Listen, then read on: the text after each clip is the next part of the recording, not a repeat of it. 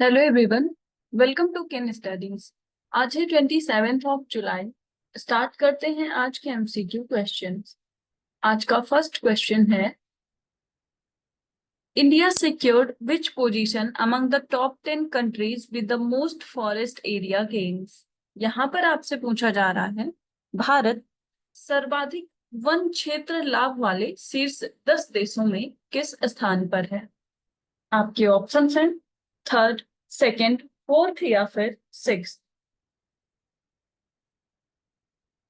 और इस क्वेश्चन में आपका करेक्ट ऑप्शन हो जाएगा ऑप्शन ए। विश्व में जो सर्वाधिक वन क्षेत्र लाभ वाले 10 देश हैं उनमें भारत का स्थान है थर्ड। आप यहाँ देख सकते हैं, according to the FAO report, China, Australia and India registered most increased forest areas. Food and agriculture organization released a report जिसका टाइटल है the state of the world's forest, and in 2020 the global forest covered approximately 4.1 billion hectares or 31% of the land area. India secured the third position among the top 10 countries with the most forest area gains, and between 2010 to 20 India gained 266,000 hectares of the forest area annually. Top 10 जो countries हैं उनका आप यहाँ नाम देख सकते हैं। First place पर चाइना है, सेकंड ऑस्ट्रेलिया और भारत थर्ड पर है। देन चिले फोर्थ, वियतनाम फिफ्थ, उसके बाद टर्की, यूएसए, फ्रांस, इटली और रोमानिया टॉप 10 में शामिल है। बढ़ते हैं नेक्स्ट क्वेश्चन की ओर। The 2024 World Leaders Summit was held in the House of the Lords of the Parliament of which country? यहाँ पर आपसे पूछा जा रहा है, 2024 विश्व नेता शिखर सम्मेलन किस देश की संसद के हाउस ऑफ लॉर्ड्स में आयोजित की गई। आपके ऑप्शंस हैं ऑस्ट्रेलिया, जर्मनी, फ्रांस या फिर यूके। यहाँ पर आपसे पूछा जा रहा है कि जो वैश्विक नेताओं का शिखर सम्मेलन होता है वो हाउस ऑफ लॉर्ड्स में आयोजित की गई है। आपको बताना है कि ये किस देश की संसद का नाम है। तो इस क्वेश्चन में आपका करेक्ट ऑप्शन हो जाएगा ऑप्शन डी। ये है यूके में। आप यहाँ देख सकते हैं, global diplomacy has reached a vital point with the 2024 World Leaders Summit at the House of Lords, and it offers the perfect setting for talk that will determine global policy. This summit shows a commitment to the collaboration among world leaders, and the key topics discussed at the summit were sustainable development, artificial intelligence and its impact on society, healthcare access, and technology's role in shaping future policies. आप ध्यान रखेंगे, world leaders जो summit है इसका आयोजन UK की parliament में हुआ है और इसका थीम रहा है global collaboration for sustainable development. बढ़ते हैं नेक्स्ट क्वेश्चन की ओर।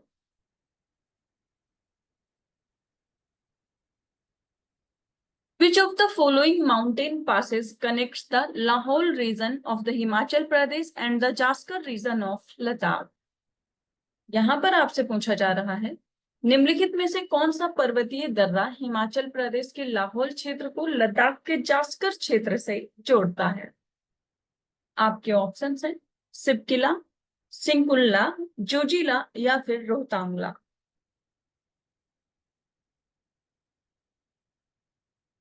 और इस क्वेश्चन में आपका करेक्ट ऑप्शन हो जाएगा ऑप्शन बी। इस पास का नाम है सिंकुल्ला दर्रा। आप यहाँ देख सकते हैं, On the occasion of the 25th anniversary of Kargil Vijay Divas, प्रधानमंत्री और PM Narendra Modi launched the construction of the Sinkulna Tunnel project, said to be world's highest tunnel in Ladakh, and the tunnel to be constructed by the BRO at rupees 1681 crore. इस जो project का cost अभी तक estimate किया गया है वो किया गया है 1681 crore. Singola tunnel is expected to be completed by 2025 and Manali to Kargil distance by 522 km is being built on the pass to ensure an all-weather route to Ladakh as an alternative to the Leh-Manali highway. So सिंगुल्ला पास को सिंगोला पास भी कहा जाता है and it is on the state boundary between Ladakh and Himachal Pradesh. आपने देखा कि ये connect करता है हिमाचल प्रदेश के लाहौल रीजन को जास्कर रीजन से, जो कि लद्दाख में स्थित है। बढ़ते हैं नेक्स्ट क्वेश्चन की ओर। Inaugurated the Vriksharopan Abhiyan 2024, a green campaign aiming to plant 15,350 hectares of green cover under the coal fields in the next 5 years. यहाँ पर आपसे पूछा जा रहा है अगले 5 वर्षों में कोयला क्षेत्रों के तहत 15,350 हेक्टेयर हरित क्षेत्र लगाने का लक्ष्य रखने वाले हरित अभियान जिसका नाम है वृक्षारोपण अभियान 2024, इसका उद्घाटन किसने किया है? आपके ऑप्शंस हैं prime minister Narendra Modi, union minister G Kishan Reddy, minister of environment Bhupender Yadav या फिर chief minister of Jharkhand Hemant Soren.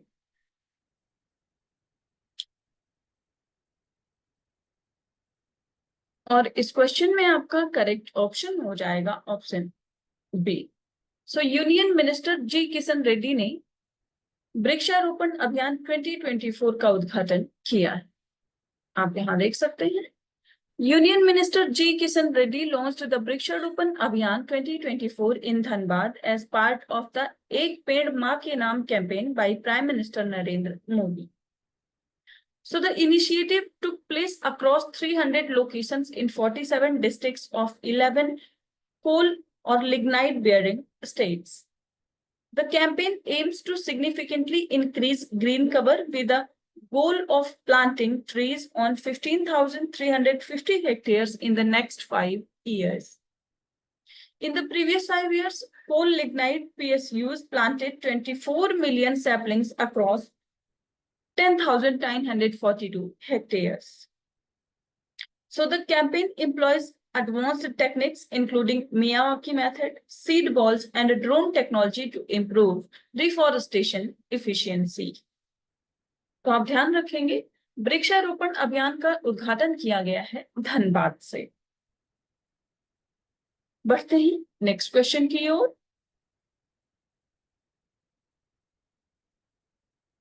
Consider the following statements regarding the selection of Olympic host cities. यहाँ पर ओलंपिक के मेजबान शहरों के चयन से संबंधित कुछ कथन दिए गए हैं जिन पर आपको विचार करना है। फर्स्ट स्टेटमेंट है The International Olympic Committee votes to select the host city for the Olympics. And second, the host city is selected 7 years before the Olympic Games are scheduled to be held. And third, environmental sustainability is one of the criteria considered during the selection process. और यहाँ पर आपसे correct statement पूछा जा रहा है। आपको बताना है कि ऊपर दिए गए जो ये 3 स्टेटमेंट्स हैं इनमें से कौन से स्टेटमेंट्स करेक्ट हैं। और इस क्वेश्चन में आपका करेक्ट ऑप्शन हो जाएगा ऑप्शन डी। सो ये तीनों ही स्टेटमेंट्स यहाँ पर करेक्ट हैं, आप यहाँ देख सकते हैं। बात करते हैं इंटरनेशनल ओलंपिक कमेटी की। तो इसको स्टैब्लिश किया गया था 23 जून 1894 को to revive the ancient Olympic games. Membership की बात करें तो it composed of up to 115 members including athletes and representatives from IFs and NOCs. Olympic charter की बात करें तो it governs the principles and organisations of the Olympic movement and games, और इसका रोल होता है to oversee the Olympic movement, organise the games and promote global sports development. So International Olympic committee ये एक नॉन गवर्नमेंटल स्पोर्ट्स ऑर्गेनाइजेशन है जिसका headquarter लुज़ैन Switzerland में स्थित है। बढ़ते हैं नेक्स्ट क्वेश्चन की ओर। In 2024, which anniversary of the Kargil war has been celebrated? यहाँ पर आपसे पूछा जा रहा है 2024 में कारगिल युद्ध की कौन सी वर्षगांठ मनाई गई? आपके ऑप्शंस हैं 25th, 50th, 15th या फिर 20th। और इस क्वेश्चन में आपका करेक्ट ऑप्शन हो जाएगा ऑप्शन ए। सो इस वर्ष 25th एनिवर्सरी सेलिब्रेट की गई है कारगिल विजय दिवस की। आप यहाँ देख सकते हैं Kargil Vijay Divas is observed on 26th of July to pay tribute to the soldiers who fought the Kargil war. And this year, we have celebrated the 25th anniversary of the Kargil war. It also commemorates India's victory over Pakistan in the Kargil War of 1999 and marks the successful culmination of Operation Vijay. So the Kargil War was fought for over 60 days and ended with the India gaining control of all the territories. So आज के current affair session में इतना ही। Thank you for watching. Do like, share and subscribe.